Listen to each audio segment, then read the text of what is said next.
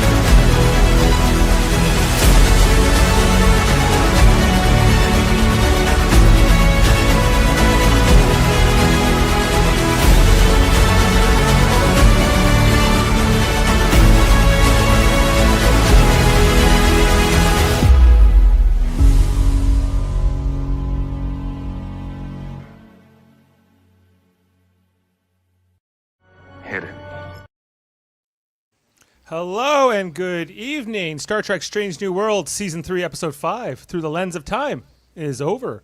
But we're just getting started here on Live Long and Podcast, a live stream here on YouTube, Facebook, and on Twitch. And you might be listening to us in audio version.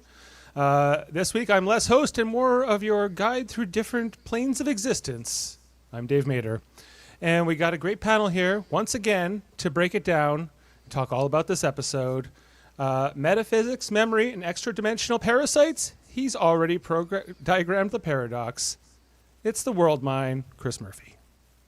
I'm ever in a flux of melancholy and enthusiasm as we are here to discuss Strange New Worlds. Yes, welcome, Chris. And coming in next, ancient prisons, parasitic spirits, and metaphysical architecture. He's seen it all and still wants answers. With genre savvy and a healthy dose of skepticism, the temple's not fooling. Jody Simpson. That's a pretty good one, actually. I like that one. My only question I have for you, though, Dave, is should I do my intro again for the camera? You know, I'd get one for the camera. It doesn't hurt. One for the camera? Oh, okay. It doesn't hurt anything. All right. But welcome, Jody, and welcome, Chris. And we are here to break this all down. Spoilers, if you have not seen this episode of Star Trek Strange New Worlds, because we're going to talk all about it. Let us know what you thought here in the comments. This is a live stream. We got Norman! Yes, red shirts have returned in this episode, Norman, and we even get a couple casualties. But a blue shirt also dies, so I feel like... maybe it was kind of even, not too bad. We can talk all about it. Was he technically a blue shirt? The one on the floor who... Oh, right. Forgot about that small cameo, of course. Yes. There was a white shirt, too. Yeah, I was going to say. Who got killed? Well, yeah, I guess Yeah. at the end, yes, he did, technically. Yeah. And now there are white shirts who are different than... I don't know. Like, I guess this has been the costuming all along in Strange New Worlds, but now that there's so many more nurses like Chapel, I'm trying to question things. So, They also let her do a lot more than she should be allowed to do. I guess she went and did that fellowship, and she's kind of a little high. I'm not even quite clear on what rank Chapel holds. But anyway, we're gonna get into it. I don't actually know. Yeah, good. That's a good question. So we're All I know is super there's a lot of nurse, people that guys. outrank her. She's a super nurse, guys. She knows all things. Oh. She's an archaeological I don't remember how super many nurse. pips is super nurse, but I'm sure it's one. Yeah. It's a few, I think. Yeah. So this, of course, is the 5th episode of Season 3. It is the 25th episode overall of Strange New Worlds, directed by Andy Armaganian and written by Anitra Johnson and Davey Perez. Let's talk about it. Jody, you're always happy when they go to a Strange New World. So Well, it is what the name of the show is. And you know what? I am a stickler for show names. And, I always want a show that follows what they're supposed to be doing, not stupid gimmicky episodes that they seem to do every second episode now. yeah.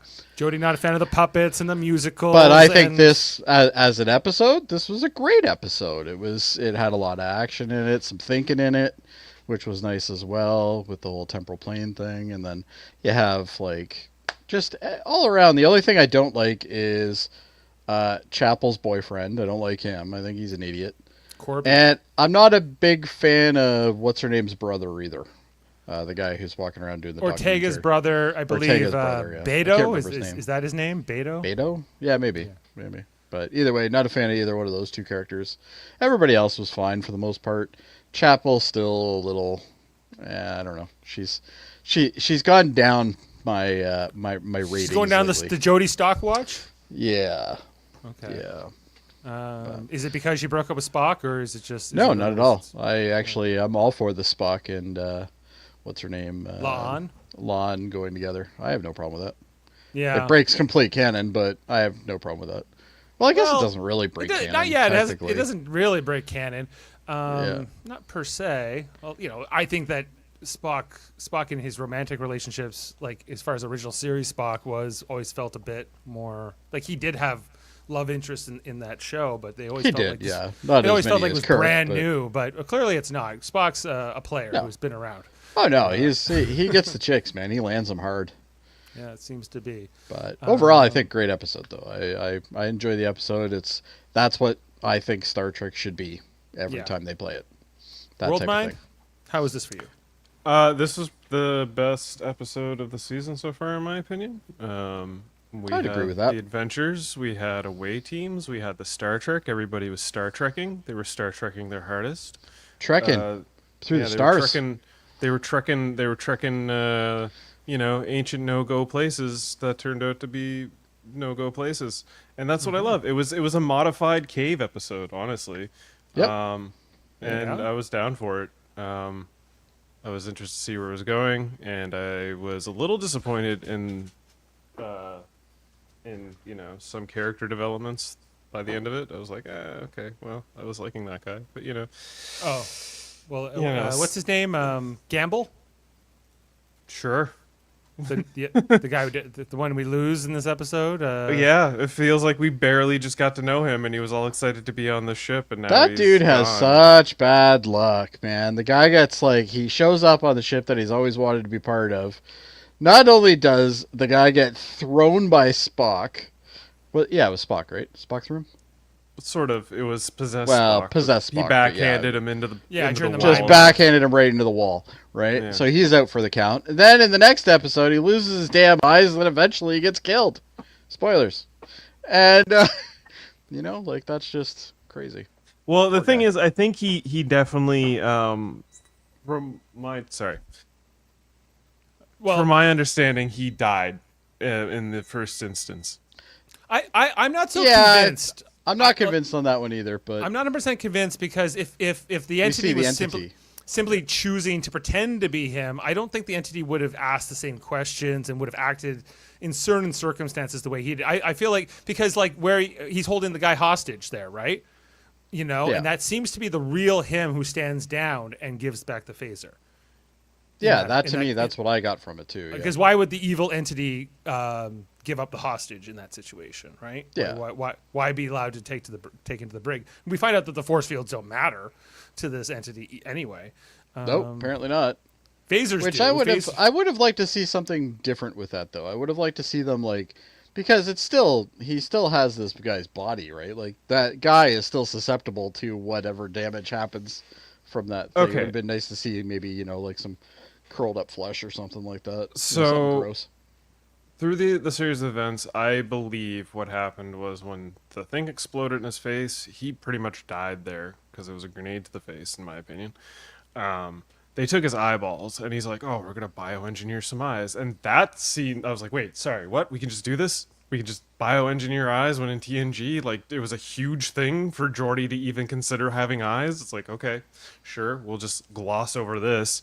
But then they can't do it because entity thing. And then Mbenga scans his brain, and he's like, "You're brain dead, right?" And that to me said that he died actually, I never at the caught that part. explosion. You're right. And he was brain dead, and the entity was just feeding off his memories and also being telepathic and just reading people's minds and was playing a game, so it would essentially be left alone to take over the ship and try to free the prisoners of its species or whatever.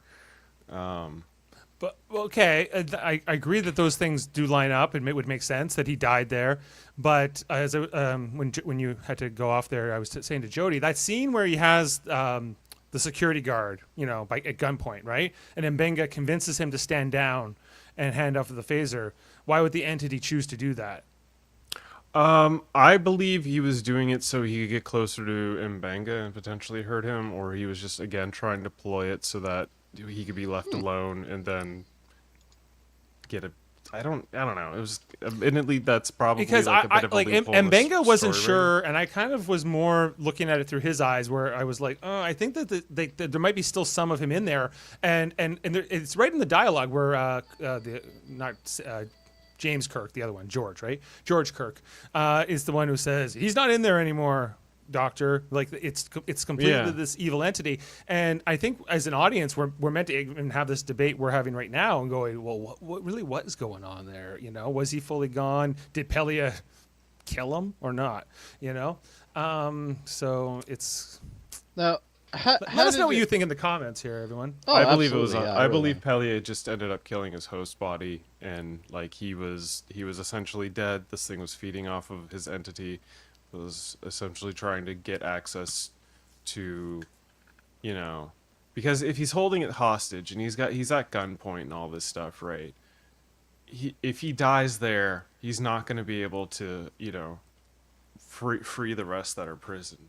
So his best interest is to sort of like caveat, give up, and then Get put in the cell, and then he'll get out of the cell later, and then try to take more new hostages in engineering. So they yada that, and I wish they would have expanded on that. He literally broke out of the cell, and then like the next scene with him, he's got Pelia, Scotty, and Sam like Kirk there's at no the gunpoint. It's Sam like nothing in the middle. Kirk. Yeah. Sam Kirk. That's his name. The thing that I thought was interesting about this episode more than anything, sorry, Dave, was that it draws a lot of stuff from that TNG episode, Power Play.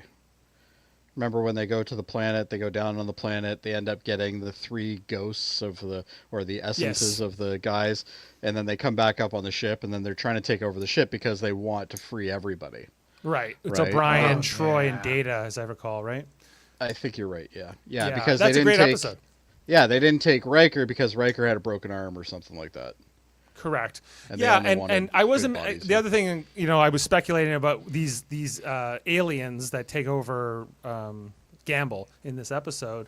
Are they meant to be like a new alien that we haven't seen before, or are they meant to be like a reference to something else from TOS or TNG? No, I think these are new aliens, but I think they're the same species that whatever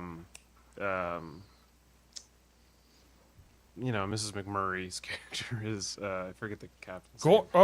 It's the Gorn. No, not Leon or whatever. The other one. She had a fight with Gamble in the hospital. She's like you, and then they start talking in tongues and stuff like that. It's like her It's the Gorn. Yeah, they're her Gorn. It's Yeah, the Gorn. It's still the Gorn. The question is, did the Gorn save the day? Norman's saying, and that's kind of. Well, the Gorn human hybrid is. Yeah. And Emmanuel here was saying favorite episode of the season by far, and I agree. I think this is the strongest one so far. Yeah. They actually went to a Strange New World, which Jody will definitely appreciate. This guy is my soul brother. The first 10 to 15 because the show's obsession with the relationship stuff. Yeah, and I could see that too. I get that point. but it was some more of a gloss over. They're just like relationships are a part of. Oh yeah, the whole Nurse Chapel with that guy thing is just meh. And we also have a comment here because we were talking about what rank Chapel has and whatever, and Kevin saying Chapel is an MD by the time of Star Trek: The Motion Picture, which only takes place less than 2 years after Kirk's 5-year mission. That's true. So she's on her way to becoming a doctor. She is not a member. She's not a member of Starfleet during. She definitely is a member of Starfleet during Strange New World. She is definitely. Yeah, she wears a Starfleet uniform. Well, I think you can still probably wear the uniform, but I gotta look that and one not up. be a member. Yeah. I mean, she could be a consulate of some form. Yeah. I don't buy that. Okay. Oh, I'm not saying that's right. I'm just saying that could be. Okay. Well, let's. She wouldn't be allowed to lead the mission if she wasn't a member of Starfleet. All right. That's a good point. let's get into her in screenshots, everything we saw. So we'll talk about the cold open in the episode. It starts off with a junior medical officer's log. We get Gamble here. I should have known right away. Oh, they're killing this guy, but I didn't figure it out. Why would they give this guy a log? This brand new character we haven't met. I thought, oh, maybe they're going to expand it and maybe make this sick bay. I was hoping they were going to keep him for a little while. I thought it was I was expecting his death, but maybe end of the season. Kill him off at the end or something. Thing. Yeah. This was so quick and so really already, really. He seems like a nice character. We're just gonna, all right, let's have 4 scenes with him. Right. He says he's been in Starfleet for 6 months in this log, and basically, and that means 3 months have passed since Wedding Bell Blues, episode 2. Because he was 3 months in at that point. So Mbenga comes to see him because we see that it was Roger Corby and Chapel and Mbenga talking in his office, and then he comes out here to talk to Gamble, and he basically breaks this news to Gamble, who's very new to Starfleet. He's an ensign, that he's going to go on his first away team mission. It will turn out to be his last, but he's been chosen to go down and get some real field experience, and. And then so. Well, that's not quite there. That scene right there, he was roasting him, and he was asking to go on the mission, but he was like, "Did you recharge the bio beds or whatever?" Right. So he made him do that. He was ribbing him a bit, and then. So this wasn't where he told him he was good to go on the mission. Okay. Yeah, not yet. Okay, well then after this we get Roger Corby and Chapel. Okay, I'm still trying to get used to this new version of Roger Corby, who's. Go back and watch the original Roger Corby, okay? He is a creepy guy. But this guy's more, I guess, likable. Anyway, he's talking to Chapel, who they're talking about the mission that they're about to go on. I do have your answer based on Nurse Chapel and what her current rank is. Okay. He's 100% correct. She's actually on loan from Stanford Epigenic Project, not holding any Starfleet rank. While she is wearing medical coveralls with insignia that appears to be rank stripes, they are not officially recognized rank and may represent something else or be a visual representation. So the answer is... Where'd you find that? That is... What's the source here?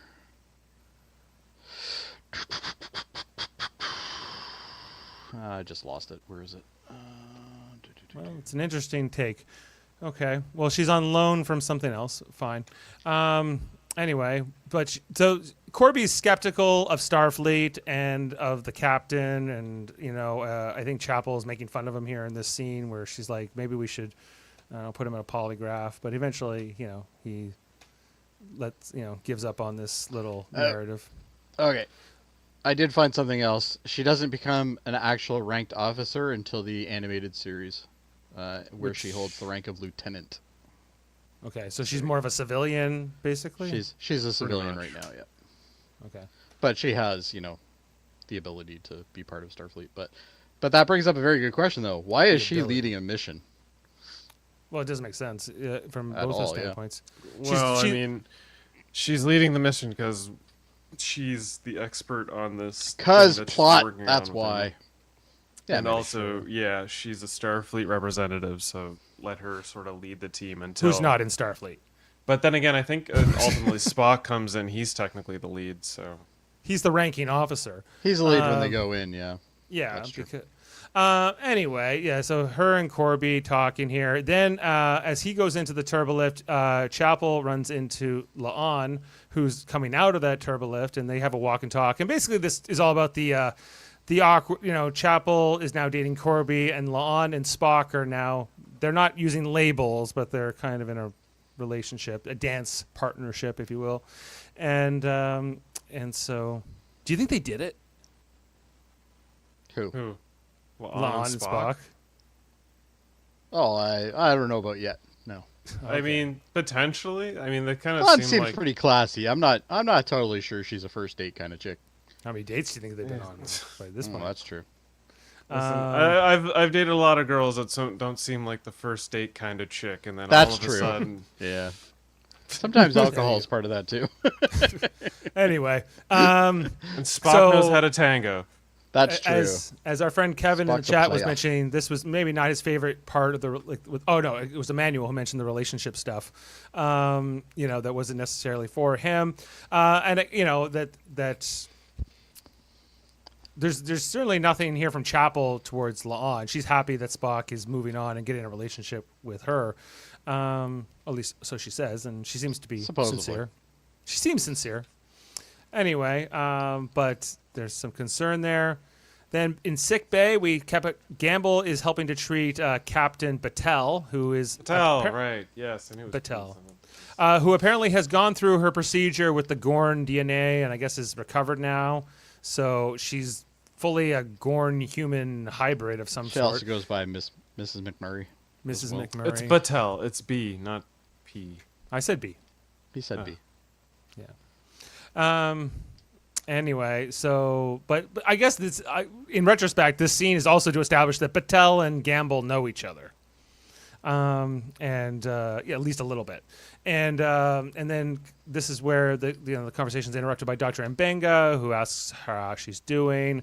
Feels like the progress is going well, so she leaves, and this is where Mbenga then asks Gamble if he would like to go on the mission, right? On his first mission. Down to the planet. Well, he first says, make sure all these things are done, blah, blah, blah. Right. Yeah. Why do you think there's a distinction here between I'm obsessed with uniforms. You are. The nurses wear white and the doctors wear blue. Well, maybe just to differentiate between what staff and where they are. I guess.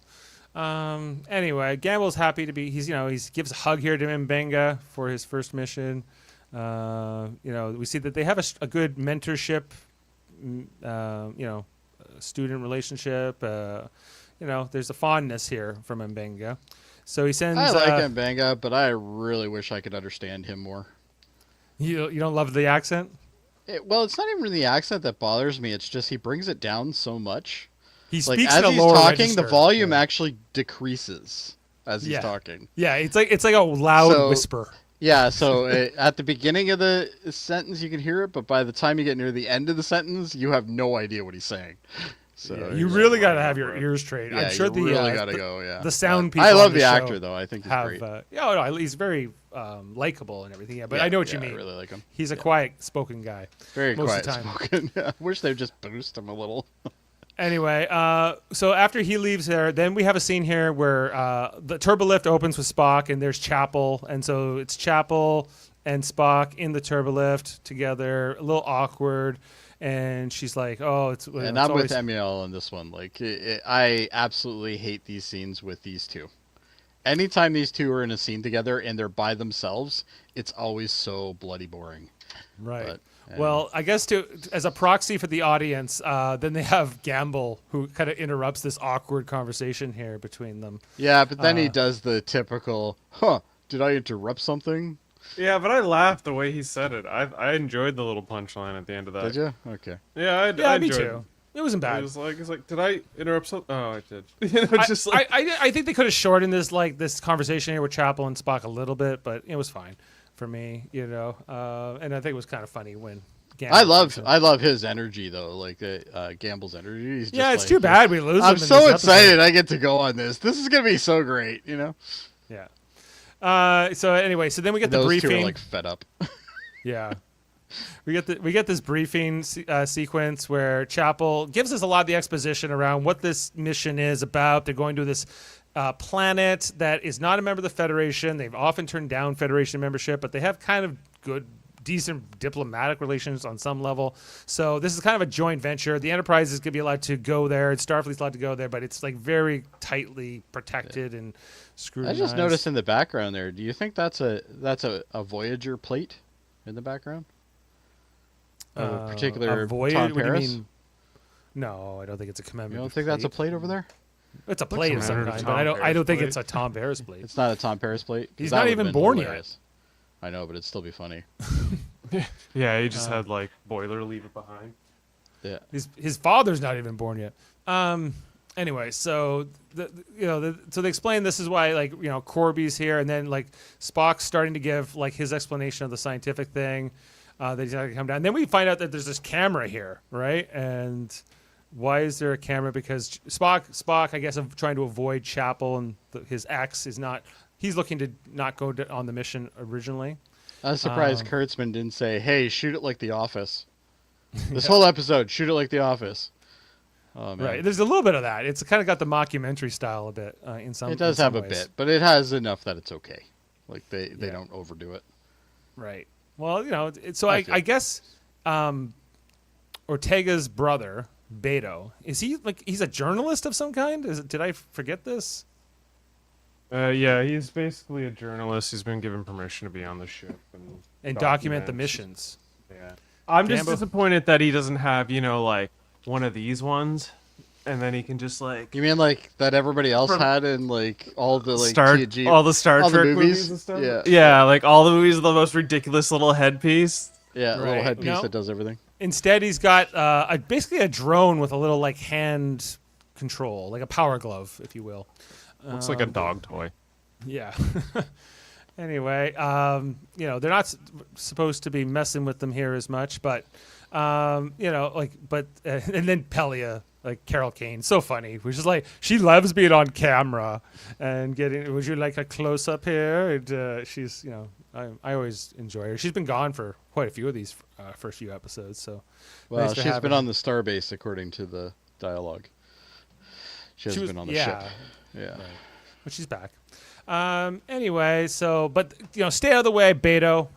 Don't get in her way. And then I remember he read something here. Forget what it is. He was basically reading the proclamation as to why Beta should be allowed to be here and record these meetings and yada yada. He was like, All right. Beta, yeah, I could have This is did for without this documentary part. purposes. I don't need to care that they're recording it. He's there because somebody told him he can be. They're doing it because you normally, Jody, be saying, why is this guy allowed to just stand there and record their meetings? Yeah, but they already covered that. Now they have. Yeah. That's what they're Well, no, they covered it before this. Oh, I yeah. forgot. They sort of like briefly mentioned it, but it was sort of in passing. Like when we met his character like 3 episodes yeah, ago, right? yeah. Okay. They're like, this was more specific as to like he has to be on this historic mission that could potentially, be a discovering key factor to fluctuating realities in space and potentially the key to everlasting life. The myth Right. that Spock so subsequently, calls out Yeah. that every So- species searches. So after the briefing mission, we go to the away team, which, Corby is down on the planet already with one of the alien representatives, and we'll see that the rest of the team comes in here. Before we get into all that, Nothing beats a quarry. they're back at this quarry in Dundas again. Yeah. I feel like we have to go. I feel like I think at this point we need to do a live podcast there. Yeah. like I don't know how many episodes between Picard, Strange I'll New bring the gray Worlds, filter. You bring Discovery have been filmed Yeah. at this quarry, but Yeah. it's incredible. Anyway, not far from where we live, or at least for No, Jody and I, we more could- so. the camera. We could walk there within the day. Yeah, so maybe we'll go by there and say this is a real Star Trek location. I'm gonna take a card, but you can do what you want to do. Yeah. Anyway, but it's a stand-in for a lot of different. I just love how they don't even hide the marks from like the digging. Like they're all on the side. Yeah, exactly. They don't even hide it. They're just like, whatever. It's like an alien world. It's fine. Yeah, exactly. Yep. Anyway, so the meet I the like alien- this alien design though. He doesn't say much in the episode, but he's a great design. Fun to look at. Yeah. And his Heart different things. robotic. Maybe, or maybe it's decorative. It's hard to tell. Yeah, I They was don't. like, is They this don't really get decorative into or it. are You don't really get any reason why you'd think he's a robot, but he could be. Yeah. Yeah, maybe. Anyway, so doesn't say much here. What do you think of them away coats, Dave? I like the away coats. I like the away coats too. Now, Now, what's interesting to me too about these medical folk, Chapel and Gamble, is that when they're on the ship, they have to wear that onesie with like the pants built in. But when they get to go on away missions, they actually are allowed to wear black pants and boots and like just a. And they have a standard white shirt. Yeah, a standard white shirt like the rest of the crew have. Never but only noticed when that. they go on away missions they're allowed to do this. So maybe when they're on their ship, they have to wear the coveralls because they're worried they're going to get all bloody. I guess, but I don't know. I'm kidding. Like Yeah, those can't the miss the smocks. those coveralls look much better on a woman than they do on a man. I gotta tell you. Oh, 100%. Anyway, but but I think it looks better, And what if they just did wear like without the jacket, like if they just wore that as their uniform? I think it would be fine. I think, okay, there's one thing I've noticed with Strange New Worlds is there's a lot of leather jackets. There's a lot of really like semi-modern day dress wear, and it doesn't really feel like crazy futuristic space wear like you think of, like, TNG and stuff like that. It's like Enterprise. The civilian clothing and stuff. Yeah. Because when Enterprise, whenever they went down on an away mission, their coats were like basically bomber jackets. Yeah, exactly. Yeah, but they kind of fit with the uniform. These if you remember Picard season 3, they gave all those leather jackets to like Riker and the rest of them as well. I don't know. Oh yes, yeah, I remember that. I don't hate it, but I'm always kind of. It must be a certain temperature on the planet for it to require that they bring the over jacket, right? I would imagine because they don't always wear it on away missions. Yeah, the temperature is Ontario during November. Right. Yeah. But so that jacket, yeah, I could see you could wear that jacket in Ontario during November. Yeah. Well, they are at Dundas in a rock quarry, so I would imagine it's fairly cold there. Right. Anyway, they got Chapel and Corby here. This thing that was coming out of the ground, I couldn't quite follow what the hell it was with the. I believe basically it's like, how can I put it? Like a sundial.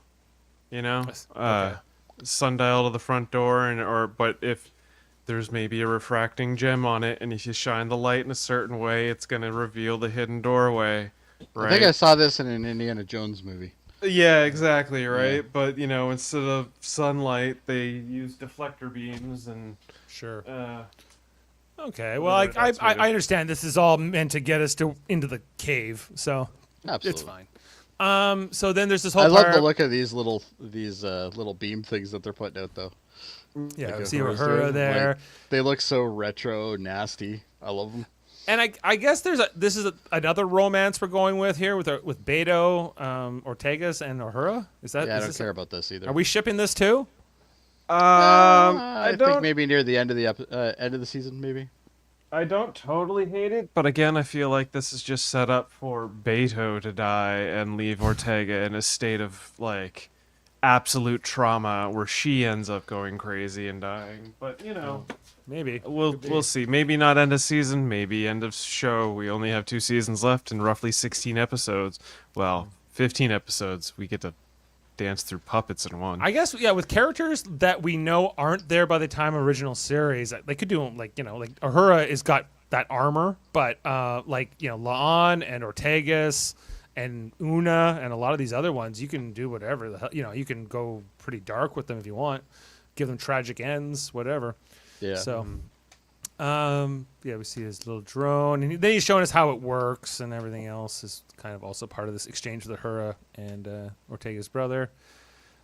Anyway, get back to work, you two. Chapel yells over to Uhura, and then they call up to the ship, and they get these deflector beams, as we mentioned, that come down. I thought it was kind of cool to be able to actually see the Enterprise in the sky. Yeah, we actually got to see it, which is kind of neat. Yeah, Normally, you never see that in the show. You're lucky if you even see the beam Yeah. coming down. Because the idea is the Enterprise is so high up, you wouldn't be able to see it, really. But Well, it depends on how close they are to the. yeah, I Like, guess the ship can fly in the atmosphere, so it's not like It can. So if they've come down to a low or an upper Yeah. atmosphere flight. But I thought it was a pretty cool little. So they hit little these scene. two beam things, and we see what the hell they were doing. Then it hits that whatever is coming out there. Then it, I don't know, The boom, boom, sundial. boom, sundial. Then all of a sudden, I guess it vaporized this rock cliff, or maybe the rock cliff was holographic. Oh, yeah, Well, I feel like it was a holographic. It's probably a sorta- holographic thing, yeah. Yeah. Okay. And there we're revealed there's like a secret ancient temple here. And this is where we see like it up close. It's quite the spectacle. And this is where Chapel calls up and says, "We're going to need a bigger away team." And that is the end of our Yeah, our by the way, teaser a section. bigger away team is 2 more people. That's the Even official after- amount. Even after La'an one. and Spock. Okay, Lon and Spock. fine, yeah. Chapel. We'll send Spock and La'an just to make it awkward down there. Okay. Yeah. We'll send the people that you probably don't want there, but we'll send them there anyway. Right. So you can see this. The first shot after the credits is just a close up of Spock, and he's looking not too happy to be down here. He was trying to avoid this mission, but he's here, and his new girlfriend is here too. So this should be fun. And now the Indiana Jones Lara Croft in space. Yeah, Lara Croft in space. Anyway, La'ana Croft. Lana Croft. So now they're here to start figuring out the mission. There's a bunch of stuff said here, but let's just kind of get into it. They find this ring thing that will come into play later on. Yeah. Corby, they're kind of deciphering. Uhura is kind of important for getting through the door initially into this temple. Well, she can translate what's being said, like the instructions to a degree. Right. That there was this ancient. And then Nurse Chapel's species- just like, yeah, no problem. I'll let this ancient thing stab me. That's Well, a yeah, great it's like, idea. oh, this thing needs a willing blood sacrifice. Are you telling me there isn't anywhere at any point on the door like "Do not enter"? Yeah. Right. Like, It should be. did you read the whole thing, or did we only read one thing? Yeah, it's just like blood sacrifice. Yeah, that sounds good enough. Hey, Chapel. Yeah, because I think like Corby was getting ready to like cut open his hand or something a little bit more dramatic, and the Chapel Yeah. stops him. And she goes up and she gets a little prick here on the finger. Yeah, La'an's like, wait, seriously? I did like that. La'an's like, really? We're just gonna do this? Like, just gonna, calls like, her out on. Yeah. Yeah. And she gets a little drop of blood, which From a is- security perspective, this is a terrible idea. Yeah. I mean, well, unless you're like a super species that's like, okay, now I have your DNA and your entire blood history, and I can completely like process your entire human genome and everything. sure. That's Like there about are a lot you of through a risks. drop Like of for all she blood. knows, there's poison on the end of that, like a little spike. Well, and they do check her as she comes up and she gets checked, right? right. Yeah, well, yeah, somebody like scans Gable her. Roslick's like, nope, no informed It- bodies. Are you alright? Yeah, because Gamble goes and like examines her, but there's not a lot. There's not a lot of reason that did Chapel study this like Tashiar studied the laws of justice. Of the justice plan? Yeah, The maybe. laws of the Justice Planet. Yeah. Like just from a personnel point of view, it makes no sense to me that you would have Gamble and Chapel here because they're pretty much the same training and profession. Yeah. And so it's kind of redundant to bring 2 nurses on a mission that's not medical in nature. Unless you're setting it up for death. Yeah, exactly. So anyway, they're able to open the door and get in. Chapel's, I'll live, Gamble. Don't worry about me. I'm fine. So they're moving in. They go inside of the temple. Very dark. They have their flashlights. I do like that they have like the flashlights built into like their backpack thing or whatever it was. Maybe it's a strap of their tricorder. I thought that was, I always. I'm wondering when we're gonna get the prism ones. that Well, TNG has. I always think it's kind of silly to hold one, like, keep using up all Yeah, your like hands. doing it like this is just the stupidest way to design that. Right, like in TNG, they always had like the little cubes that they would point places. Yeah, the I little thought they prism were things, always yeah. like on their wrist, and they would just No, they're handy. I liked in Discovery how they would build them into like the away team, like sort of, jacket. Which makes sense if you look at any NASA Military thing? spacesuit, for instance. Yeah, or NASA they have suit. the lights up here. They got extra lights down here. Well, we need lots of light because this is a very dark place. Anyway, is. so then Gamble thinks he sees a bag on the floor. It turns out to be a dead body of an alien that's been here for centuries, I think they say. I would have loved to know Stop what it. type of alien this was. Yeah, a pretty That dead would have one. been cool. So they he's examine clearly her, the dead one. Yeah. and they realize that these aliens died of starvation, that they got trapped inside of this temple and couldn't get out, and they eventually died of starvation. So the fact that you just deducted this is a good chance that this is when you leave. Well, this is what they say. Like, based on this, we should get out. And they already have noted we have lost communications and we can't be beamed out of this place. Yeah. Yeah. So Spock's like, we should go, but then Chapel's like, but no, it's really important. Can you go back a couple slides for a second? Sure. One more. That one. This one? Yeah. I guess it's just the position of the lights. But that's Uhura, right? On the right-hand side? Yes. Yeah. She's got like eyes that are glowing green. Well, she has green eyeshadow, so her eyes are closed. Oh, okay. So it's Yeah. it's very shiny why- eyeshadow. All right. Yeah. Nice. Anyway, but that conversation about whether they should abort the mission doesn't come till after Gamble gets his eyes burned out, I think, right? Yeah. No, they're talking about they do aborting say the it right mission at the end. right there. Yeah. They They're are like, we talking. should- Yes, yeah, they're you're like, right. no, we should end this and go, let Captain Pike know. And that Corby there's- wants no part of it. Corby's like, screw you, I'm staying no matter what. I don't, Yeah, I don't because have to follow Corby yours. says something like, "Well, I'm not Starfleet. Fuck you," basically. And we came here to help these aliens with their archaeological thing. So they asked. So Spock's like, "You're right. I'll ask the alien. Do you want to stay?" And I guess the alien says yes. yeah, because he he's wants like, to know "We more are about very his. invested He in would like to knowing know about more. that." We find out Yeah. but that will change. We'll get to that. Anyway, so so Spock's like, fine. Right now, we'll keep going. So make like this Spock bows down to peer pressure, apparently. a little bit. Like Doesn't I think seem- that doesn't seem like he Spocky. he did it for diplomatic reasons too. So I get Yeah, it. I guess. Anyway, so they're going along here. Okay, so this is where Gamble and Chapel find this bag on the floor with this tablet, and you see that it's got the little holder for the ring that they already found. That will come. But I don't in think play anybody puts two and two together on that one for a while, though, do they? there. No, I don't think so. Like until they actually use the tablet, I don't think they actually even. No, they don't put it together till later. Yeah, and then Gamble under that finds this little orb thing. So what could this be? So the first thing you should do is touch it. First thing That you should do is seems like pick the it up. logical thing. And when he Oh, picks look, it up, it glows. And once it starts glowing, you let go of it. You don't hold on to it. And You immediately don't stick it closer Lon to your says, face and look longingly in it. Yeah, like Yeah, look at just- him. he looks Dude, very- the thing's been sitting in a thing probably untouched for hundreds of years. It turns on with you touching it. That is when you drop it. You don't put it near your face. I would have dropped this by now. Yeah, me too. So he's looking at it, and then it blows up in his face. I got. I have to admit, this was very cool. Yeah, we see. They did a great job on this to the point where I went, oh. Yeah. Oh yeah. This was pretty horrific. And he For takes Star Trek, this was something. This is right up there with the drill in the eyeball thing from the Picard. Or the exploding head from TNG. Yeah. The exploding head. So he's immediately screaming in pain. Well, yeah, one does that. Well, but is he already dead? Well, and this is the thing that I didn't really clue into, but Chris has said that, and it's like, Yeah, why? So anyway, he's screaming here, and then there's a kind of a credits or a commercial break, and then he's beamed back up to sickbay here on the Enterprise. And I love the fact that he's screaming the whole time, Yeah, which is even better. Let's be honest, you're not gonna not scream. Gamble's bad gamble. Oh, yeah, right on there. Yeah, I guess that was a bad gamble.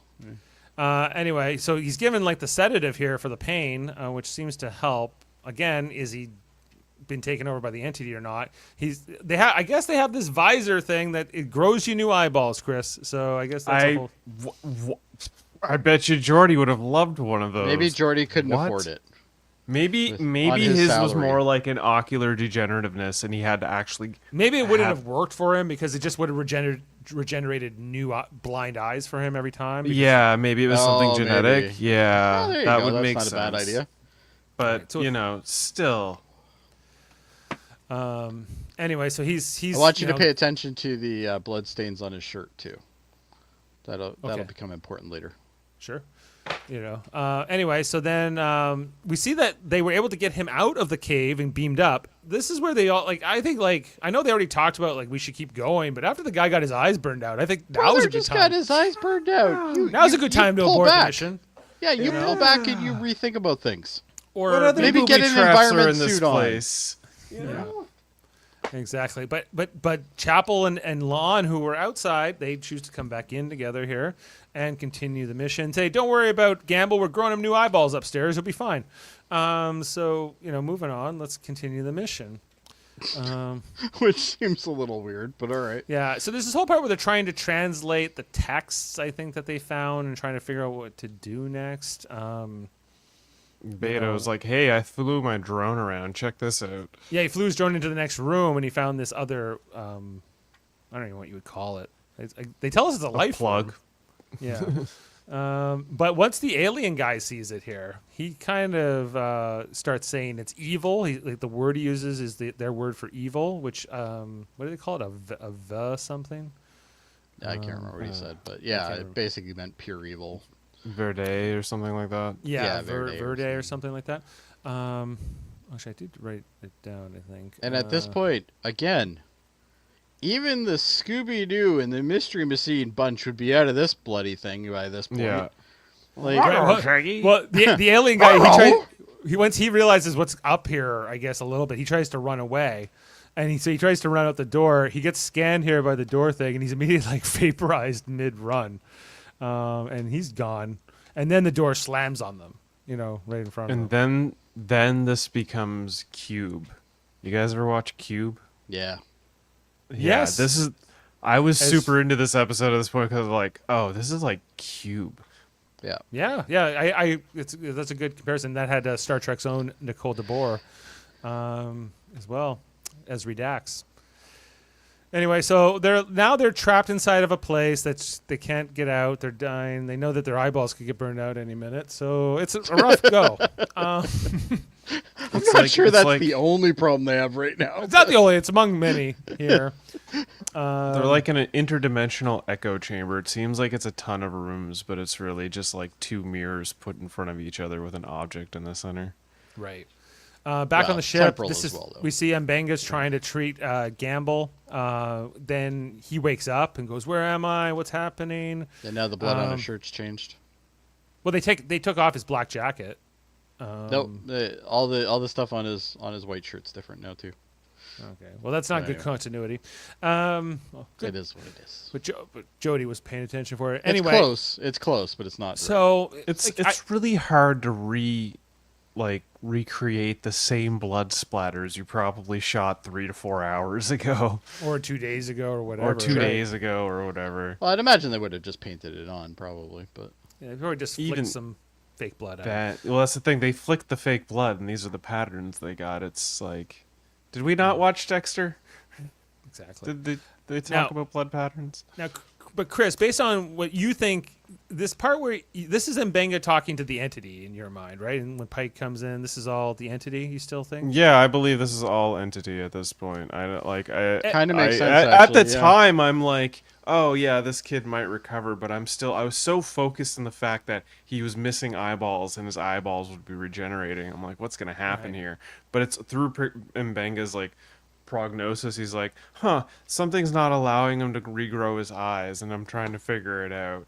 And then in like the next scene, that's when he's like figures out that he's brain dead, and I was like, oh, so he's been dead the whole time, Well, yeah, we see, and you might be correct, because we see as Pike and Mbenga go into like the next room in the sick bay. There's almost like this, like we can kind of tell that maybe Gamble can hear them, and I was kind of saying, well, does he have because he's reacting to them.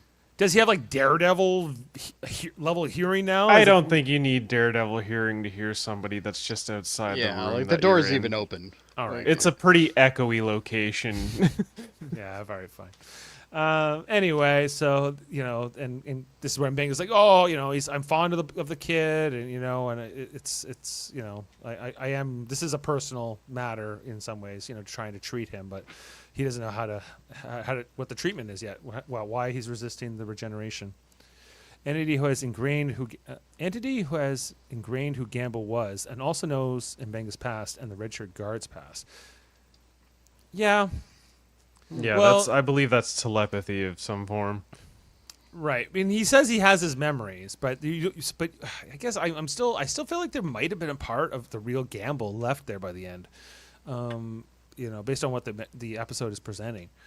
Anyway, and there she is sticking her hand in shit. Yeah. Yeah. Why are you doing Gold. this? This. I thought the same thing. I'm like, you just saw a guy get his eyes burned out, but this is her mission. She's got something to prove. Well, she's So- like, I can grow another hand. It's fine. Yeah. Well, I guess you can. Anyway, so mean, yeah. they're trying to figure out how to get out, what to do. They know that there's something. The camera can go to the next room. So their plan here is to try to walk through this door, because they know that there's something on the other side of the door. But they have to go through in the same pattern that they entered in. They figure out that Chapel is the key, because Chapel was the first one to enter the temple.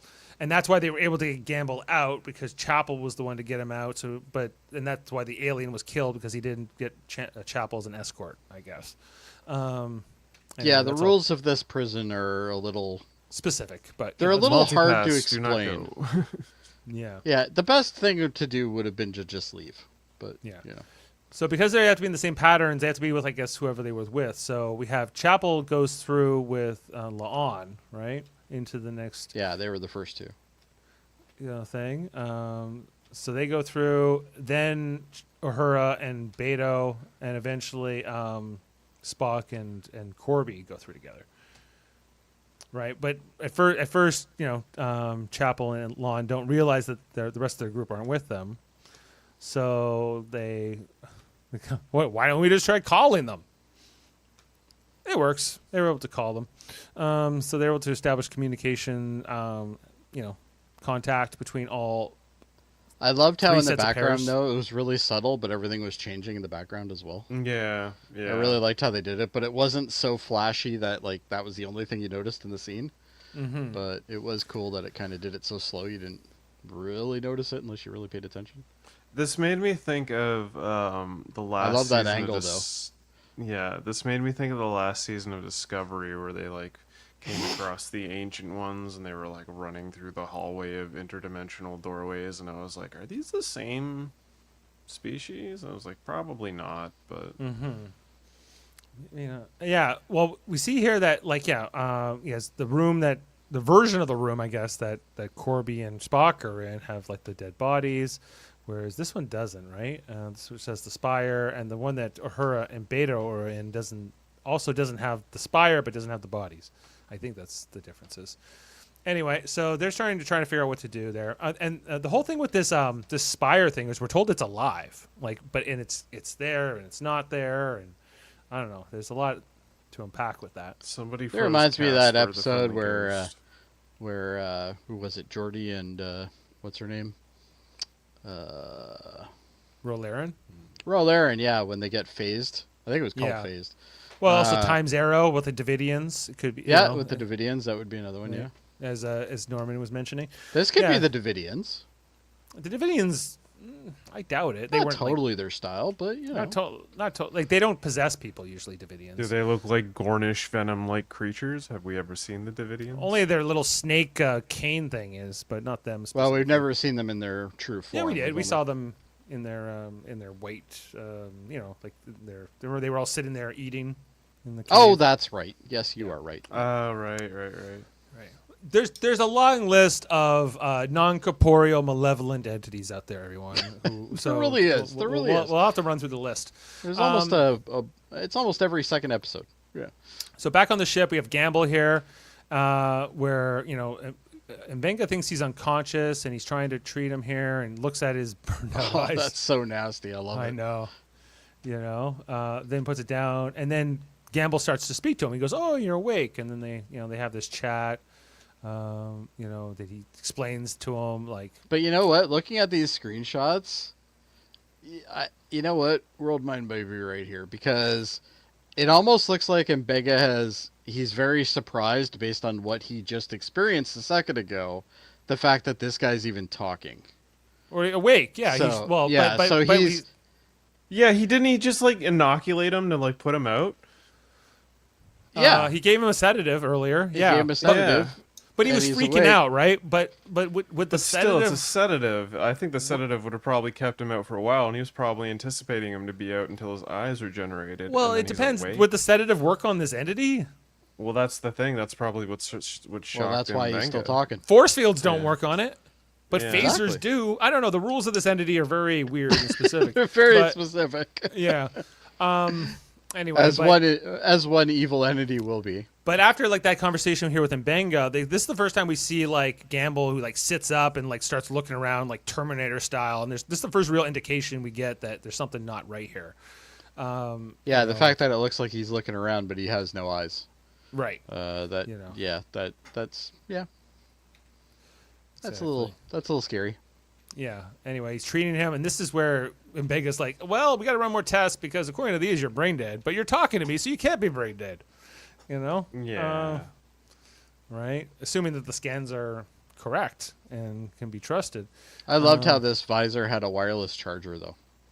He clipped it on. Did you notice that? It like magneted went on. Yeah. Yeah, it doesn't run on Like, batteries. that's pretty cool. I guess. Yeah, so he has to give him another sedative here, right? I'll put him out Yeah. again. But at this point, I think Mbenga's like, "Yeah, no, you're dead, dude. This is a problem." Well, I don't think. I don't think Mbenga thinks he's dead. I think Mbenga's pretty like confused by the reading. Yeah, he's very confused anyway. Yeah. Because that's why he's trying so hard to save this kid, but I think he just doesn't clue into the fact that he's been dead this whole time. Yeah. Is it Thinking of possible? that, I'm gonna watch this again and see if I. Is it come to that possible that conclusion. like the entity read his thoughts and maybe a part of Gamble's personality somehow infected the entity? Absolutely. Yeah, like I believe it's some weird symbiotic sort of thing where it's like that's how this species, lives forever, so to speak, is that they So you're telling me it's not the Gorn? it's It's the Gorn. it could be. We don't know yet. But the Gorn definitely knows the species, so that only 100%. The Gorn don't like this species, whatever it No, is. the Gorn are all Yeah. about killing these things. Yeah. Yeah. Down on the planet, so we got the three pairs, right? And this is Chapel and La'an, and they find the tablets here in the cave with the Chinese writing. I didn't understand. Why I was gonna Chinese say it writing. looks more like Japanese, but I I mean, think they said Japanese, but yeah. Well, they said Chinese in the episode. I don't know. oh, did what they? it is. Oh, okay. I don't know. I'm not an expert in Chinese or Japanese characters, but Nor am I. but we're told that this is Chinese. But why are there Chinese characters? Hold in this on, let me alien use my cave? That's Google a Lens. great question. I didn't even pick up on that on the first watch of this. That's what? I wasn't sure if I ever got an explanation for that part of it. Oh, go back to that for a second, would you? Sure. All right, I just want to use my Google Lens here. Are you gonna figure out what it says? Yeah. They might even tell us in the episode. I can't recall. Well, I think they did say what it was, but You got it? Do not open. Yeah. I'm working on Don't hold up the glowing orb thing to your eyeballs before it blows up. Safety tip. Number one. Translation. Here stands the beholder, sentinel of the eternal bridge. Okay. Okay. And that is Chinese traditional. You're right. Right. Anyway, so when Chapel says this thing's alive, and then La'an just pulls out her gun, her phaser. I loved how quick she did it too. She was just like, and flip. I'm like, she's As on a the ball. security officer, she's on point all the time. She might be the that's what best. I appreciate better. Yeah, right. Like, Well, if you go back to season 1, I really didn't like that character, and I do Yeah. like her now. She's grown on me a lot. Like, she might actually be the best at her job of all the security officers. Not that it's a very high bar, because most of the time, she's other than say Odo, like Odo No. is Odo. the Odo's the I think worst. Odo was pretty bad. Worf was bad as well. Jeez, I don't know. Who is the security Yeah. officer on Voyager? Tuvok. Malcolm Reynolds. Was it Tuvok? Tuvok was No, the no, security officer. yeah, Tuvok was the security officer in Voyager, and then there's Malcolm. Malcolm Reed. Reynolds. Malcolm Reed. Yeah. Reed, Malcolm yeah. Reed Reed is alert. terrible. Reed was worst. Especially if you alert. gave him some pineapple cake. He was so bad they had to bring in Makos just for him to be like Yeah. half. Yeah, they're like, you know what? You can't handle your shit. Then he had You to have a forgot to pissing even contest. put phasers on this fucking thing. You left the ship without phasers. Yeah, you left Dog space without stock. weapons, man. What's wrong? And it wasn't even like a next Tuesday thing or next No, Thursday. it was like a year later. yeah, it was like a year and a half later. Yeah. Anyway, so I don't know. There's the chat here with Spock and Corby where they find the little visor thing on one of the dead aliens, and they're able to use this to kind of look inside this. But then there's kind of like also this conversation with Corby and Spock about how he doesn't have a problem. Like, Corby's like, you have a problem with me, Spock, and he's like, I don't have a problem with you. I have a problem with your methods, your scientific methods, and you take shortcuts. And of course, Corby's on the hunt for immortality. This is all tied into the fact that Corby will eventually put his consciousness into an android copy of himself to establish, and he wanted Christine Chapel to join him. It's like probably the only episode of original series where Chapel gets any kind of anything, like any sort of story, any kind of a backstory about her or anything. Yeah. So they're really expanding on that here. They're really running on it. Yeah. Anyway, so but Spock gets this device thing, and he's able to start looking into like the little well. This is where he realizes that it's full of those little orb things that blew up in Gamble's face. Like there are thousands of them down there, right? And I think I don't know if they say it in this scene, but eventually they'll say like maybe this is not a temple. Yeah, they talk about it being a temple or a that. lab, and that's when they're all together shortly after this. Yeah, and then Lon's like, maybe this is actually a prison. Maybe it's actually a prison, and these entities, whatever they are in a prison. Because one then flies up to Spock's face, and we see that in the fire, this like lizard-like thing pops out. That's the Gorn. Yeah, it seems Gorn? Gornish. It's the Gorn. Oh, there you go. So I don't know if it's the Gorn, but it looks kind of like the Gorn. Yeah, it even scares the daylights out of Spock, who's hard to rattle. But just hang on for a second. If that thing can just float up out of the well like that, what's the point of the lid and all the things? Like, I don't know. Or is this a temporal point where like the lid's open and this is something we got to worry about and they start coming out and Spock's like when Spock backed off, why didn't it keep flying at him? Yeah, why did it magically disappear the moment he stopped looking at the visor? Did he needed the goggles in order to see it? Are these things racist? Or maybe they're out of phase. Maybe this is like a phase. Maybe they're thing. racist. They're racist against Gorn. We know that. So, anyway, they're freaked out there. Was Gamble really a Gorn? Maybe. Another conspiracy. We got a scene here where Pike goes to see Pelia, Sam Kirk, and Scotty in engineering, along with Ortega's. Ortega's like, my brother's on this mission. He didn't sign up for this crazy stuff. It's like, actually, yes, he did. I guess he kind of did. It's kind of the only thing Ortega's Who's gets. that handsome man with the mustache in the background there? We don't get enough of him. The less handsome Kirk? Not a fan of Ortega's hair in this scene. Like, why did they give her bangs? Like, why couldn't I don't know. I was thinking the same thing. Like, her hair didn't look like this like in other episodes, right? Like, it's. Well, I think she's letting it go. She's letting it go? Okay. Oh, yeah, maybe. She has other issues. Doesn't she, like, normally gel it up and everything? Yeah. It's usually, like, slick and, very... Is this a sign of her PTSDs? Yeah, I think this is supposed to be, like, she's a bit unraveled.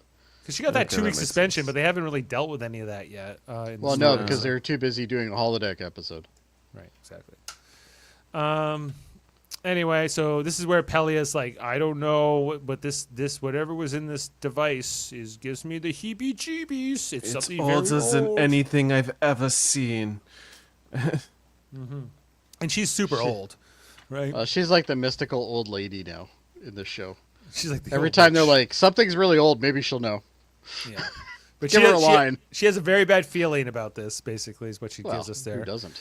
And then back in sick bay, Mbenga's still working on Gamble, but then we see that Gamble sits up, and he starts talking to Mbenga about his daughter. And he's like, well, I never told you about my daughter, but, and all that. And it starts to be clear that... Why is Mbenga so damn cool all the time? Like, if somebody says that to me, like, I'm instantly going on the holy shit, right? Holy shit, or the offensive. And he's just like, that's interesting that you know that. And there are points where it seems to be the real Gamble again, right? He seems to be Why would I say that? Oh god.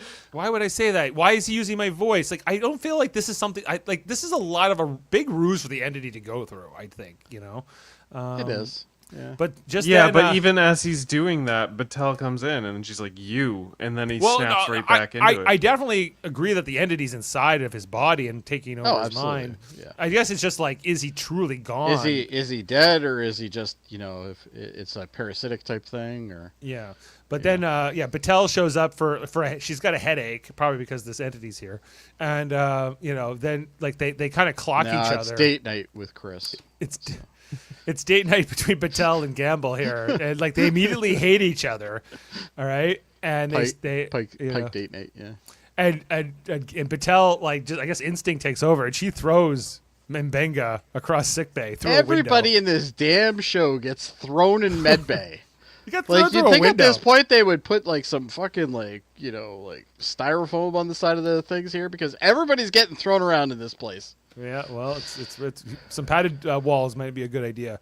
So yeah, this like little slap fight that will break out between these two. Them both getting the upper hand at different times in this fight, but it's We all knew Mrs. McMurray was gonna win, though. Yeah.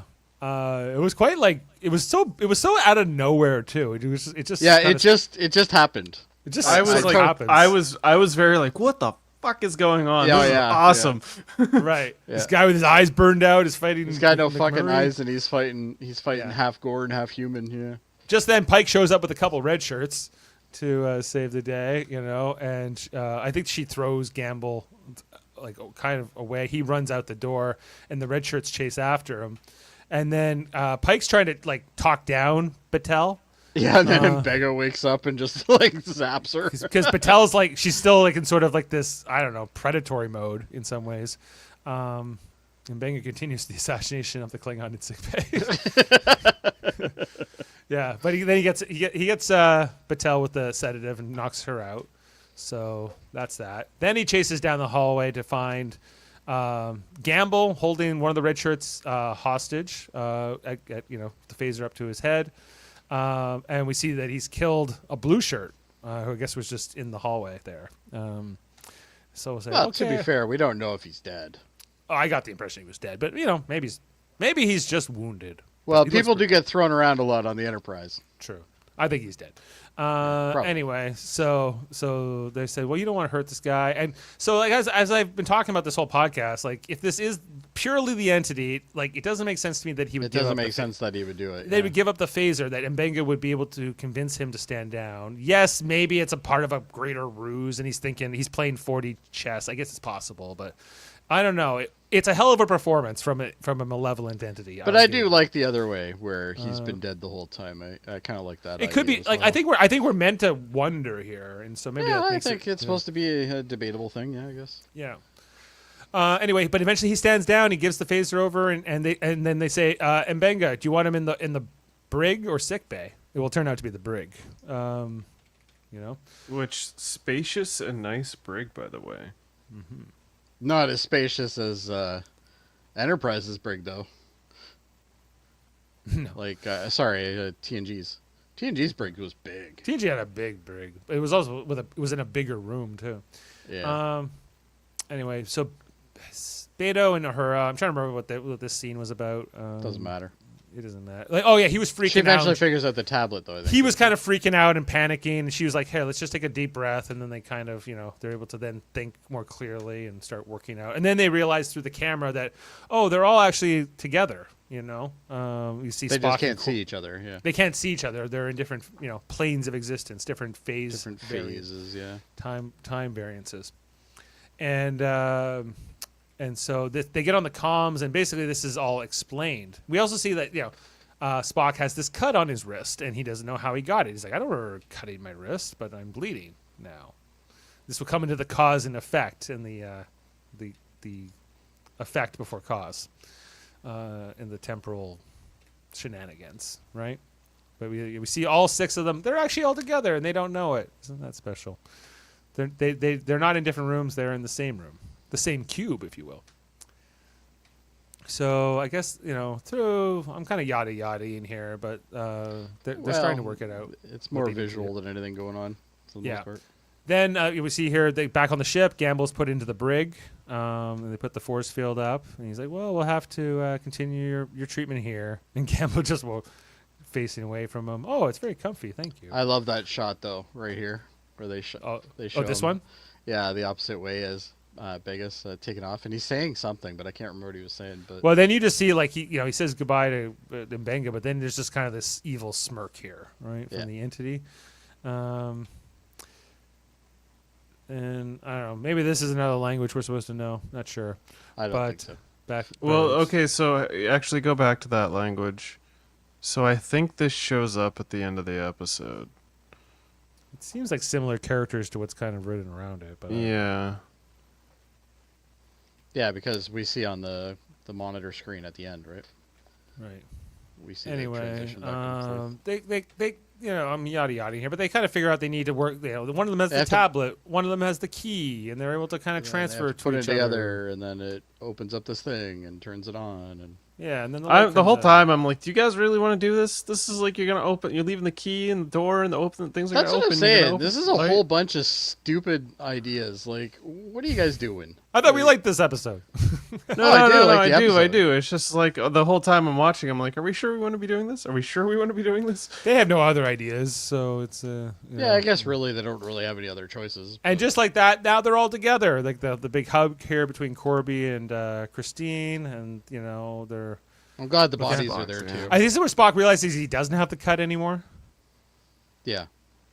Too. It's gone. Curiouser and curiouser. Yeah. And then they see, okay, now the door's back, but there's no. How do we get over there? There's no bridge across to the door. Yeah. Then we check in with here where Patel wakes up in Pike's quarters after the sedative, I guess, is worn off here. But Pike's got another sedative just in case. She goes gorny. She gets all crazy in bed. Yeah. And Patel kind of explains, like, I don't know what happened to me. Instinct took over, and it was Gamble, but it wasn't Gamble. And I can tell you exactly what happened. The Gorn took over. The Gorn took over. And she kind of says, like, there was something, I don't know, primal evil, like this instinctual that the Gorn had taken over here. And then Pike gets a call to come and check something out. We then go back to the planet. They're still trying to figure out, how they're going to get across this without the bridge. This is where Spock finally does cut himself and realizes that that this is the time he cut himself. But he was bleeding before he was cut, and therefore, based on some theoretical scientific stuff I don't fully understand, that you can have effect before cause, and therefore. The bridge will be there because they'll extend it when they get to the other side or something. And it's going to require a leap of faith of the heart, if you will. And they're going to trust is a two-way street. Right. Spock Corby is not down with it, but Spock's like, trust me, right? Spock, trust me, Christine. You could do it. And so they're contemplating that. Then Gamble, back on the ship in the brig, starts taunting this security officer about his mother. This is so brutal too. Like, right? He's like, your mother is. You're right. Your mother, or whatever. He says something not too nice. About your mother's dead in the afterlife, and we're torturing her, basically. Oh yeah. And how could you know that? He says. He's like, because you told me, right? I guess he read his mind, or maybe. Maybe he told the real Gamble at some point about this. I don't know. No, he's reading minds. No, he's reading minds. He's definitely telepathy. He's got telepathy. He's been doing it since the jump. Yeah, he reaches right through the force field and grabs the guy. Man, was he surprised. Why is he wrestling? I would have been like, okay, pistol and bam in your arm, like. Yeah. Well, I guess he's choking him, but you can still use your arms at this point. Yeah, you've got a pistol at your hip. You just. You are a security officer. There's got to be some way you could fight this a bit. Gamble kills him before he can do any of that, I guess. So, and then he just walks out of the cell and takes the phaser because he wants he can get force fields are no problem for this entity, but phasers are. Okay. See, I would have been okay with this scene if he didn't take a beat to hold him and like choke him and stuff. Like if he just grabbed him and snapped his neck, I would have been like, okay, that's badass. And then he proceeded the scene. But they needed to take a beat. He had to say a line. And that beat is enough time for somebody to defend themselves by shooting somebody in the arm. I'm just saying. Think faster, red shirt. You're not going to do it. This is why he was a red shirt, maybe. Anyway, Maybe. then we're back on the thing. Are they going to go across the walkway? Blah, blah, blah. A lot of looks. Roger saying no. Spock saying yes. Which man will she trust? Who does she really, and she says something to Roger about like every day being not guaranteed, and that this is a similar notion. So Didn't you this is just why do the same thing they did in The Last Crusade, where they took some rocks and just, threw them across to see where the bridge was? And... Yeah, we're like, hey guys, just tie him around like a band around my waist to make sure I don't fall off the edge. if I or do something. fall, pull me back up. Yeah, exactly. But if Spock's right, then I feel like there was a way to do this without without truly all this drama. Yeah. drama. But so Lon and Christine decide they're going to do this, and they walk across, and what do you know? I gotta admit, that would be the most terrifying step ever. It would be, but yeah, I was pretty sure they'd be okay. Runtime. Yeah, but you told think me about they'd be yourself. okay. Yeah, but like think about yourself. If you're in that situation, you're not entirely sure if there's Oh, actually gonna be a thing. I'd be like with Roger. I wouldn't be like, Spock's wrong. Who knows? But I Couldn't would you have have, just took something that was on a person that they didn't need anymore and yeah, slid you it couldn't across. you have thrown couldn't you have tested it with an object first? Was Yeah. there not a corpse right next to you that you could Yeah, potentially there was just... two dead corpses there. Just throw one down. Sure. Worst case, he's no better off than he was. And then, and you know what they could have done if they'd done that? Then they would have had a scene where the corpse is like flailing and like falling through the infinity of whatever, and you could have been like, "Oh wow, that's what happens." Okay, maybe Ooh, I we don't didn't want to see fall that off the coming. edge. Yeah, right. Yeah. Yeah, where Anyway. it slides across the edge enough, and then eventually it falls over. Yeah. Don't worry, Yeah. Lon and Christine get back through the door and back into the quarry and Dundas, and so we can continue Back into here. the quarry. Back in the quarry in November, Yeah, off the soundstage. Yeah. right. It's a win. We're survived. It's a win. Everyone survived. Everyone's got their eyeballs, and no one's possessed by any malevolent entity. So, Captain's log. We only lost 2 eyeballs on this one. right. And Chapel says that to Corby. At least we're alive. I know you didn't get your immortality, but you can turn yourself into a robot some other time. We'll get to there. Anyway, back on the ship, Gamble has come to engineering, and he's holding Sam Kirk, Pelia, and Scotty hostage, demanding that they take the ship. How could anybody put a gun towards Mr. Kirk there? Yeah, he will die from a fake vomit jellyfish thing many will. years from now. Come on. Yeah. So He's got lots of years. It's fine. right. In the Operation Annihilate episode where he dies. Anyways, Again, this was a moment where I was like, "Wait, we're just here already? No subterfuge, no going through something. He's got a gun to Having them." to fight, 20 guys in security in the middle of a right, but corridor he's or asking something. like he wants to take the ship, basically go rescue all those other entity Yeah, things, right? orbs. Is what- And he's what like, he wants. I hear I can read your mind. You can't take over the ship from engineering. I'm gonna stop you." And then Mbanga's like, "I've got a gun to your back." Right. No. So I guess because if the host dies, he's brain dead, but not like physically dead, right? Like, Well, he the needs a rest- vessel to move around in Yeah. the physical Yeah. space, right? Yeah. So if the physical body dies, then the entity will be vacated. Well, here. I'd imagine he would just go to another one. And there's the other part where seemingly the real Gamble emerges again, and wants help. And what do I do? And Yeah, Vegas, no, that's not the real Gamble though. That's like I any think poltergeist. you can or read it any way you demon. want. I think Yeah. it's fine. If you've We- watched as either much way it works. Supernatural as I have, you know when a dead corpse is trying to ploy you. hey, It's I've like- watched those same episodes, and I get it. Like he even has like the dark eyes, like the demons do in that show. And you might be right. I'm not saying you're not right. Anyway. But we Just say see. I'm right, Dave. Just say. But then the entity seems to take over again, right? And is going to shoot Mbenga, and that's when Pelia shoots him in the back, right? And Mbenga's like, "No!" Yeah, I didn't see that one coming. Yeah, where did she get I that? didn't think it phaser? was going to be her that did it. Did she have that phaser the whole time? Probably, yeah. Yeah. Sam and Scotty were surprised. as the entity is then, we see the entity starting to leave. And hey, I'll give credit to Scotty for thinking fast here, who jumps over and decides to trap it. He's like, I think I could just grab it with like it's a fly. And Why didn't it just go into broken him? bits. Why didn't he just go into him? Well, because Scotty had the thingy. He had the Pokeball. He had the Pokeball. He had the to catch it. Pokeball. Put him in the Pokeball. Got to catch them all. Right. Right. And then Scotty beams it where? He said he Nowhere. just beamed it nowhere. What do you mean? Yeah. There's no such It's place. sitting in the buffer. No, it's just sitting in the He buffer. mentions it's in the buffer. That's the worst idea ever. Well, Scotty's used that one a couple times. Well, I for mean, instance, when he ended up in Next Gen. Mbenga has a daughter in the buffer, or he did. I don't know if he gave up on that, or did she get free? I forget. I know, but to leave it in there indefinitely is irresponsible. Well, I mean, it's the. I think leaving an entity in the buffer, I think, is probably irresponsible. But Right, but like better than the don't things alternative. within the buffer deteriorate over time? Like they've tried to rescue people from buffers, but they're like, we can't do it. He's been because in the too Dyson long. Fear episode. Well, at least in purge the TNG, buffer. one of the guys died that was in the buffer Yeah. because there wasn't enough to bring him back.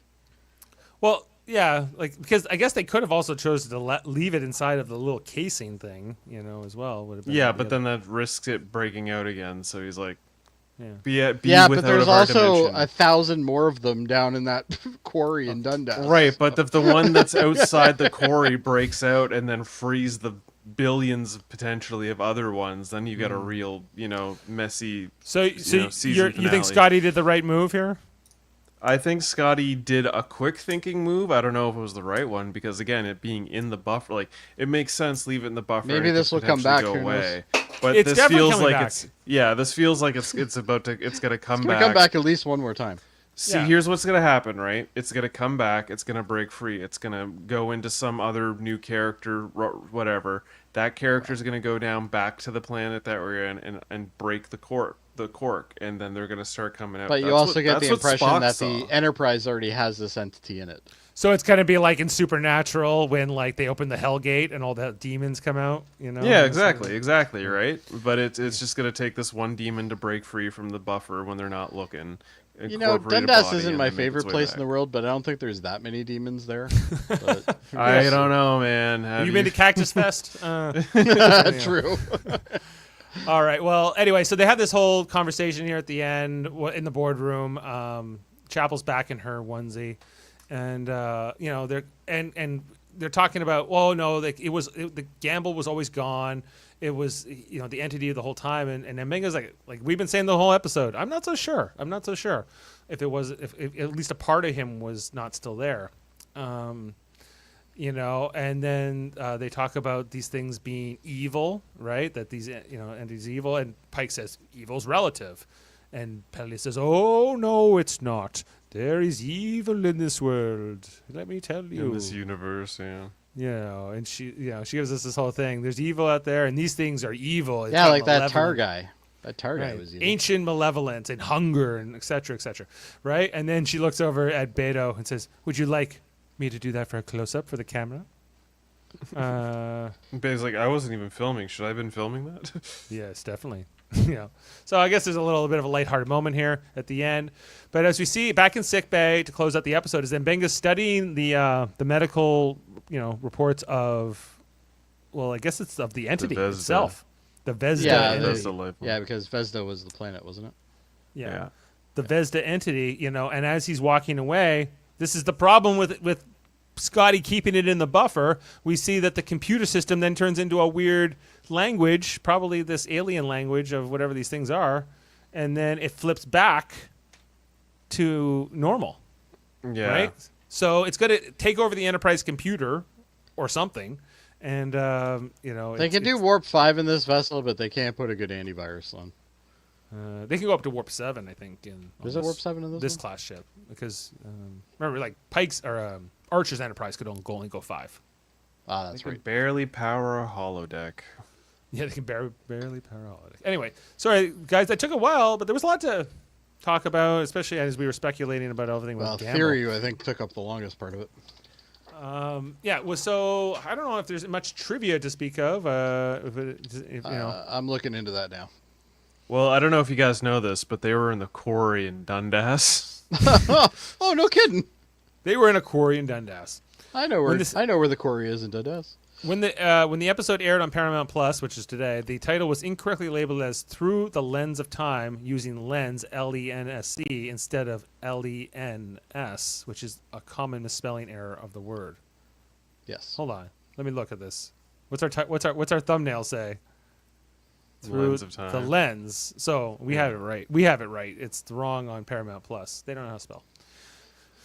That's your little fun facts. Yeah, that's literally the only thing.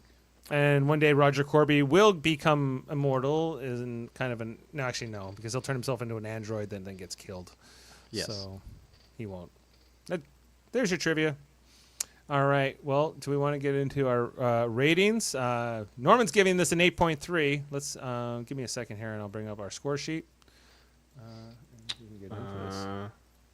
I will admit, going into this episode, I was thinking a hard, solid 9. But as we discuss the finer points, some of the plot holes were kind of sticking out there around the end of the episode. So I'm gonna give it an 8.5.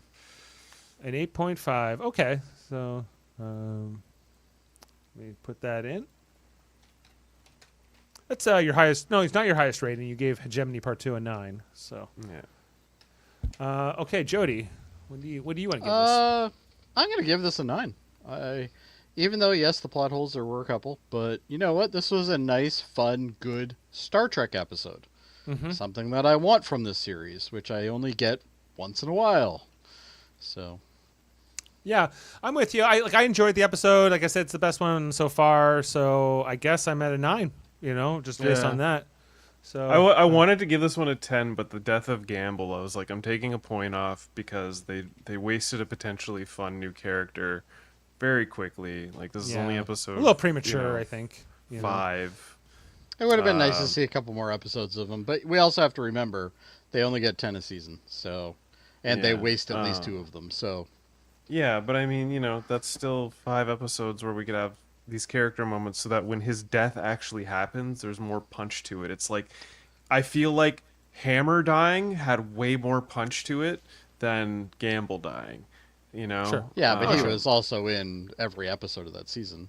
Yeah, but that's what I'm saying. Gamble had the potential chance to be in every episode of this season and then die by the end of it, and then we have oh god, so you feel they should have introduced him earlier then, maybe? I felt like they introduced. I just feel like they should have killed him later. They didn't need to kill him this episode, not 5 episodes in when we've only seen him 3 times in the first 5 episodes of this new season. They should have either killed him at the end of the season or next season potentially, in my opinion. I would have liked that, but they did what they did, which is fine. And then I took a half point because just some of the plot holes. What can you do? Not much This has a 7.7 rating currently in IMDb with 220 votes so far. So we'll leave that for there. Yeah, so that would not make it the highest rated, I believe, of this season. That would be Hegemony Part 2, but second highest so far. Well, it's highest for us anyway. We don't have any. My rating for Shuttle to Conforia was definitely I'm gonna say a 6. Really? I was not. Yeah, I was not a fan of that one that much. The zombies.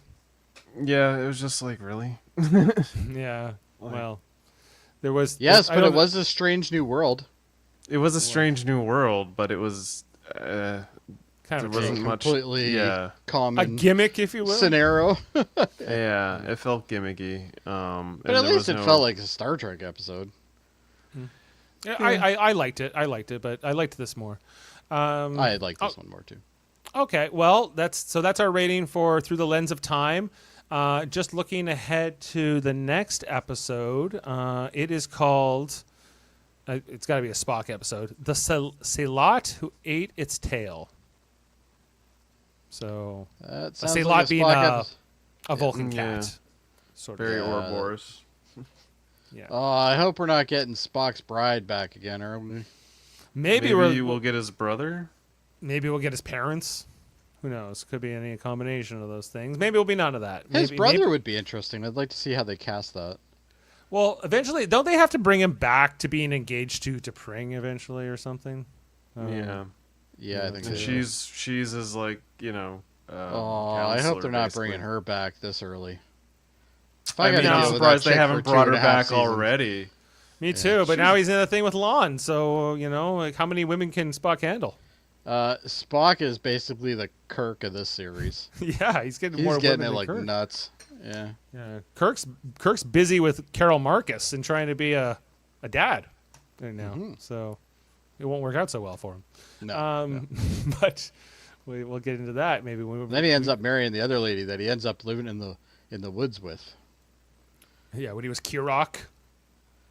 Yes. I am Kirok. All right. Well, we'll close the books tonight on this podcast. Thanks for everyone for being with us and all your comments and feedback on the episode. Let us know what you thought. Give us your ratings and subscribe, and share the episode wherever you can. Make sure to check out all the great content we have here on Live Long and Podcast, all kinds of different Star Trek podcasts and Star Trek adjacent podcasts, including shows like The Orville. And right now we are covering a show called For All Mankind. It's on every Monday night. We're going through all the episodes. This Monday night we're covering season 2, episode 9. It's called Triage, the penultimate episode of season 2. It's a lot of fun, that show. So if you want to, I'm gonna see if I can talk Adam into doing a Alien Earth one as well. Oh, Monday, yeah. And the other one, I've talked about, I would Earth be Final into that. Conflict. I love the Alien series. Battlestar Yeah. Galactica is another one we've talked about doing. So yeah, there's a bunch of them. So Well, there's a new Alien series. Show, yeah, there's a series coming out real soon, I think. I would be and super 12th. into that, Jody. Yeah, it's well. and when we we'll wrap talk up about it. Strange New World season 3 here on Thursday nights, we always cover Star Trek: The Next Generation. Normally, we've done all the first 2 seasons. We're moving into season 3. I guess in 5 more weeks when this This is when the good stuff happens. when Strange New Worlds wraps up in mid-September. So, yeah, Season 3 was so good of TNG. yeah. I loved I every think episode, I think basically. every season's going to be pretty amazing. At this point, yeah. We've gone through all the hard stuff. It's The all last gravy season here. is actually probably the weakest season going Probably. forward. That's probably true. Season 7 is probably the third weakest of the seasons in reality. So, but we'll see. Well, we're gonna find out by going through every episode and rating them. And then Yeah, figure in it about out. 3.5 years, we'll know the In answer. 3 to years, we'll be able to answer that question, but Yeah. not yet. So, that. You'll just have to wait. all right. Well, and we missed Adam tonight. We hope everything's going well with him and his family. So hopefully we can catch up with him next time and find out what he thought too. All right. Well, any other final plugs before we sign off? We Trivial did debates, but we recently- don't know what it is yet. Yeah, recently we did a Superman episode that was really good and ended in a fantastic way. It ended in the most hilarious way possible. We need to check that out still. I might just have to yeah. watch the ending because I'm not a big Superman guy, but Yeah, kind the of speed sold me on round the was, end. well, at least, yeah, if you're gonna do it, go through the speed round. But I mean, the whole episode was a great episode. But yeah, we're gonna do at least the next episode trivia debates. I want to try and do for the end of the month, August 31st, potentially with Adam and Jody and whoever. These guys got to let me know what the subject we matter is gotta. going to Well, be. we might have to delay that depending on what Babylon the situation 5. is. We can do that. No, wait, no. That's in Okay, November. how are you That's gonna already on the find board. 3 people that are gonna want to debate Babylon? I'm just 5? trolling I'll Jody. find them. I'm just I'll trolling find Jody. them. He I doesn't got want until to. November. Like I'm to sure find there's it. got to be 3 people out there somewhere. I'm just not sure. I know wanna Jeff show up Aiken here. and his guy from their Oh, podcast. I 100%. I can bring Jen in for that episode. Well, then maybe Jen. you guys should do that episode, and then Adam and I will take over on the next one. Because we're not sure. Well, what no, Adam's because I got situation's gonna be. Babylon. I've got Babylon 5 in November. Oh, Well, we do can you? talk Okay. about this after. We'll talk. Remember, about it. remember November for Babylon 5. Okay. All right. Well, thanks everyone. We'll see you next time, and we'll leave you with this speech here from Pelia. It's a few seconds, so guys, we can wait to do the Vulcan salute towards the end. All right. See you next time, everyone. Have a good one. There is evil in this universe, as sure as there is good.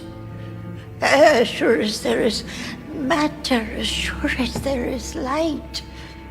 I know that being was ancient, malevolent, the desire to malign, to pervert, and consume, giving corporal form.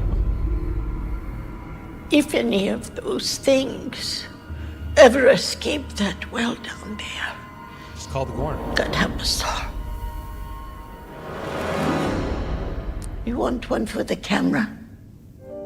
Beam up some Star Trek content with Live Long and Podcast. Tune in to X-Rated, the X-Men animated review show. Artistic interviews with graphic histories. A roundtable movie discussion with Hey, did you see this one? And movie reviews with Hold Up, a movie podcast. And while you're at it, spin a few records with Eamon on Track. Watch us duke it out on trivial debates. And let's chat about TV with the Super Mater Brothers. It's all here on the United Federation of Podcasts.